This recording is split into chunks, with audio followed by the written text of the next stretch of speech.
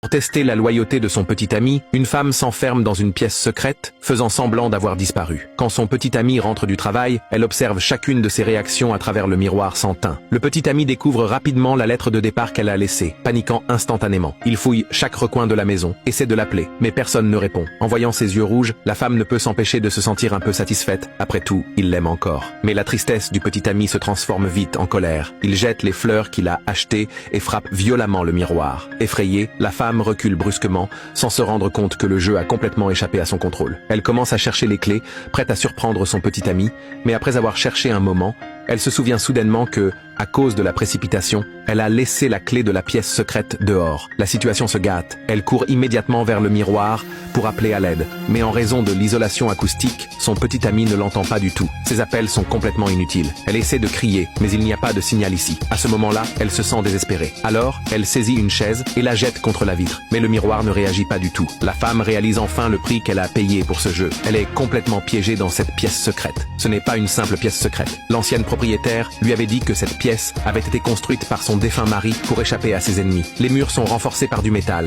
et les deux fenêtres sont faites de verre pare-balles à sens unique. La femme peut voir tout ce qui se passe dans la chambre et la salle de bain, tandis que les haut-parleurs ne captent que les sons venant de l'extérieur. Après lui avoir raconté cela, l'ancienne propriétaire est partie en Allemagne. À cet instant, personne ne sait que la femme est piégée ici. Il a appelé la police, mais les policiers lui ont dit de rester chez lui et que l'enquête prendrait du temps. Pendant ce temps, la femme, enfermée dans la pièce secrète, frappait les murs tous les jours. Lorsqu'elle avait faim, elle mangeait des conserves périmées. Et lorsqu'elle avait soif, elle buvait de l'eau vieille de plusieurs années. Quelques jours plus tard, le petit ami a regardé la vidéo qu'elle avait laissée. Et avec mépris, il a dit « Bonne chance ». La femme a explosé de rage. Il l'avait déjà abandonnée. En le voyant entrer dans la salle de bain, elle a furieusement donné un coup de pied dans le tuyau. Et l'évier a soudainement fait des vagues. Peut-être qu'il y avait encore un espoir. Elle a saisi une barre de fer et a continué à frapper. Les vagues devenaient de plus en plus visibles. Cependant, dehors, le temps était orageux, et le petit ami se contentait de regarder son reflet dans le miroir avant de tourner les talons et de partir. Ainsi, une autre chance de secours s'évanouissait.